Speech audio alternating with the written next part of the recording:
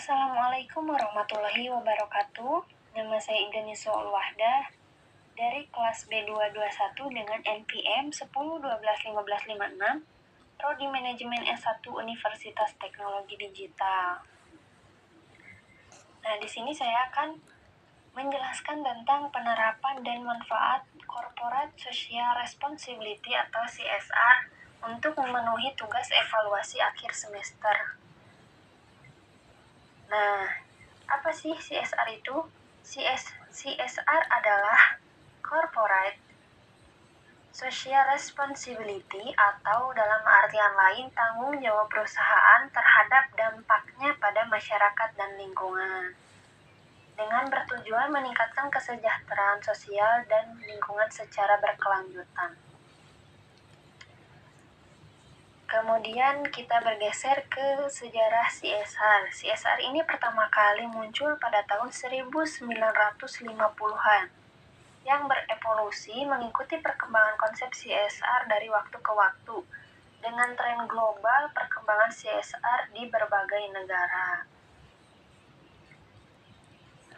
Kita lanjut ke pilar utama CSR. Di sini ada 4 pilar. Yang pertama ekonomi, di mana keberlanjutan finansial perusahaan, yang kedua sosial, untuk kontribusi terhadap kesejahteraan masyarakat, yang ketiga lingkungan, ini untuk praktik ramah lingkungan, yang keempat etika, di mana integritas dan kepatuhan hukum.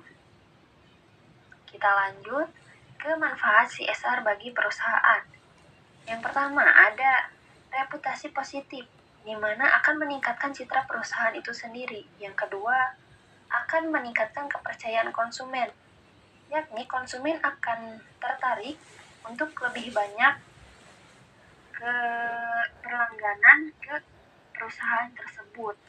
Yang ketiga ada karyawan yang termotivasi, di mana akan meningkatkan loyalitas dan produktivitas karyawan. Yang terakhir ada daya saing yang lebih baik, di mana posisi kompetitif di pasar akan meningkat. Kita bergeser ke manfaat CSR bagi masyarakat dan lingkungan. Yang pertama ada peningkatan kesejahteraan. Di sini kontribusi terhadap komunitas lokal. Kemudian perlindungan lingkungan, mengurangi dampak negatif dari alam. Yang terakhir peningkatan pendidikan dan kesejahteraan, di mana investasi pada pendidikan dan kesehatan masyarakat akan meningkat dan membaik secara berkelanjutan. Kemudian ada tantangan dalam implementasi CSR. Di sini ada kesulitan biaya, di mana anggaran yang tinggi untuk program CSR, kemudian kompleksitas operasional, kesulitan dalam penerapan strategi. Yang terakhir ada penerimaan sosial, yakni ada tantangan dalam mendapatkan dukungan dari masyarakat. Nah, untuk contohnya ada studi kasus. Yang pertama yaitu perusahaan yang berhasil dalam CSR, misalnya ada perusahaan Unilever. Studi kasus 2, proyek sosial dan lingkungan yang inovatif, misalnya Google dengan program energi terbarukan atau program-program yang terbaru. Kemudian pembelajaran di sini adalah pembelajaran yang dapat diambil dari contoh-contoh tersebut. Ada langkah-langkah membangun strategi CSR. Nah, apa sih langkah-langkahnya? Di sini ada analisis dampak, rencana aksi, implementasi, dan kemudian monitoring dan evaluasi, di mana analisis dampak yaitu mengidentifikasi dampak positif dan negatif perusahaan. Kemudian rencana aksi ini merancang program inisiatif CSR. Kemudian ada implementasi, yakni mengaplikasikan strategi dengan efektif. Dan yang terakhir monitoring dan evaluasi itu untuk mengukur keberhasilan dan dampaknya.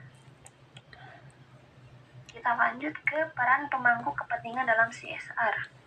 Yang pertama ada karyawan, konsumen, komunitas, dan pemerintah, di mana karyawan ini akan berkontribusi dalam pengembangan dan pelaksanaan CSR. Kemudian konsumen akan berpartisipasi dalam memilih produk yang bertanggung jawab sosial. Komunitas di sini akan berkolaborasi dalam program-program sosial, dan pemerintah akan berperan sebagai kebijakan dan regulasi yang mendukung. Nah, ini untuk tren masa depan dalam CSR. Yang pertama ada teknologi dan implementasi, kemudian kesadaran lingkungan yang meningkat, kemudian tanggung jawab global, dan yang terakhir integrasi dengan bisnis inti, di mana teknologi dan inovasi ini, penggunaan teknologi untuk mendukung CSR, kemudian meningkatkan kesadaran lingkungan. Ini fokusnya pada keberlanjutan lingkungan. Tanggung jawab global yakni perusahaan sebagai agen perusahaan global.